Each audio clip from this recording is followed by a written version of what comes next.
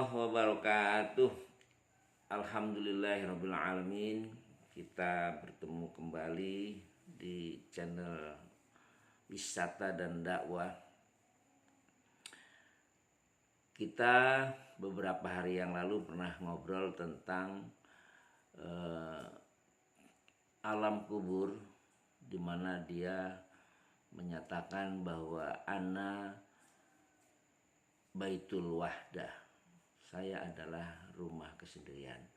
Kemudian yang kedua, kubur itu juga menyatakan ana baitul zulam, bahwa kubur itu menyatakan dirinya bahwa saya adalah rumah kegelapan. Subhanallah.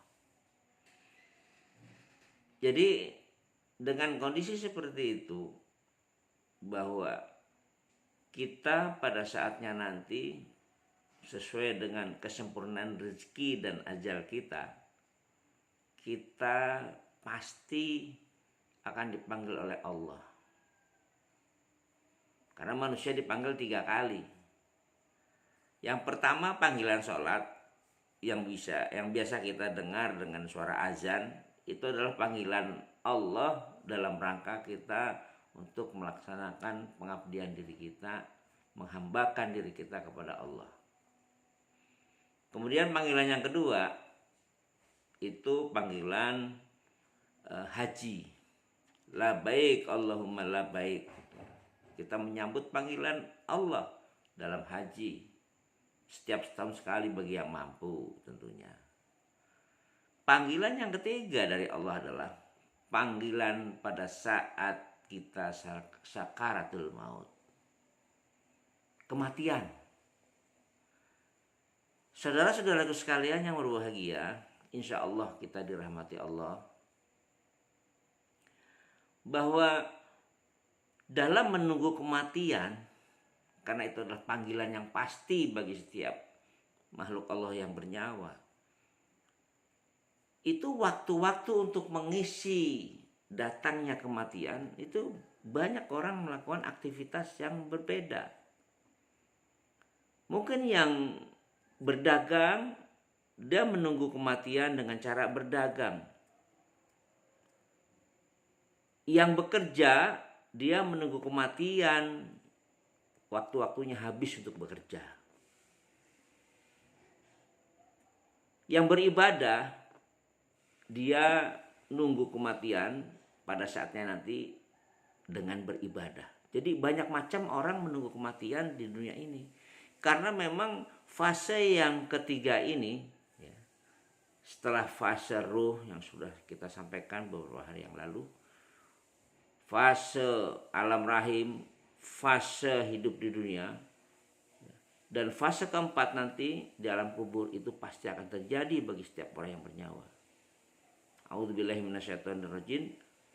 A'udzubillahi minasyaitonirrajim. Kullu nafsin dha'iqatul maut. Setiap yang bernyawa, yang hidup mesti mati, kata Allah. Saudaraku sekalian yang berbahagia, ada juga orang menunggu kematian dengan waktu-waktu yang ada. Setiap orang pasti punya waktu. Ada yang pada saatnya tidur dia tidur, ada yang pada saatnya makan dia makan, ada yang pada saatnya dia beribadah. Artinya apa? Bahwa waktu-waktu yang sudah diatur itu dilaksanakan secara proporsional. Ada yang seperti itu. Macam-macam. Dan pada saatnya kita nanti ada di dalam kubur, maka kubur akan mengatakan, ana baitul zulam. Saya adalah rumah kegelapan. Pastinya ya, dalam kondisi gelap, kita kepingin suasana rumah kita adalah terang. Bagaimana kita perasaannya pada saat kita makan, pada saat kita bekerja, tiba-tiba listrik mati, gelap, ada yang berteriak, ada yang diam saja, macam-macam orang menyikapi kondisi itu. Yang jelas, yang semula terang menjadi gelap pasti akan membuat kaget setiap orang. Dan ini kubur menyatakan bahwa anna baituz zulam, saya adalah rumah kegelapan. Pastinya kita akan perlu alat penerangan. Saudaraku sekalian berbahagia, maaf sekali lagi, kita bukan menggurui atau mengajari atau merasa lebih pintar. Enggak sama sekali. Insya Allah tidak. Ini sekedar untuk menyampaikan, mengingatkan, karena kewajiban manusia adalah salah satunya adalah saling ingat mengingatkan, itu saja. Ya, berharap dengan informasi ini mungkin menjadikan inspirasi untuk kita bisa melukis, mewarnai kehidupan kita lebih bermanfaat. Kata Rasulullah, bagi kubur yang gelap tadi, Rasulullah menginformasikan bahwa agar kita mendapat penerangan dalam kubur nanti, hendaklah kalian sholat malam. Gitu.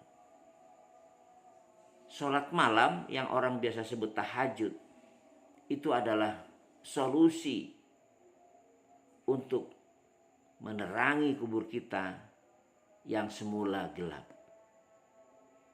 Saudaraku sekalian yang berbahagia, amalan sholat malam memang gak semua orang bisa. Artinya yang biasa melakukan itu merupakan hal yang dibutuhkan. Tapi yang belum pernah barangkali akan terasa berat. Karena pada saat enaknya tidur kita harus bangun. Tapi Allah kalau sudah berkehendak dan itu sudah kita usahakan semaksimal mungkin, maka bangunnya malam kita itu, ketahuilah bahwa itu adalah kehendak Allah. Allah sedang membangunkan kita untuk melakukan sholat malam, sholat tahajud, sholat apa saja yang dilakukan pada saat sepertiga malam. Apakah mulai jam 2, setengah 3, atau jam 3, di antara waktu-waktu itu, artinya waktu-waktu sholat sebelum subuh datang. Mohon itu teman-temanku dan saudara-saudara sekalian yang berbahagia, saudara-saudaraku yang saya sayangi, mari kita tetap meningkatkan takwa kita kepada Allah. Mudah-mudahan informasi ini yang datangnya dari Rasul menjadikan hasanah pengetahuan kita untuk kita amalkan, agar di alam kubur nanti insya Allah kita akan merasakan kubur yang terang benderang, kubur yang bisa memberikan syafaat dari sholat tahajud kita, dan kita berusaha untuk belajar untuk itu. Pada hakikatnya memang manusia belajar dan berusaha untuk melakukan sesuatu yang lebih baik, sehingga menunggu kita pada saat dipanggil Allah dalam rangka kematian, kita melaksanakan sesuatu yang bermanfaat, sehingga waktu yang kita lalui itu memberikan kebahagiaan, manfaat buat kita fid dunya wal akhirah.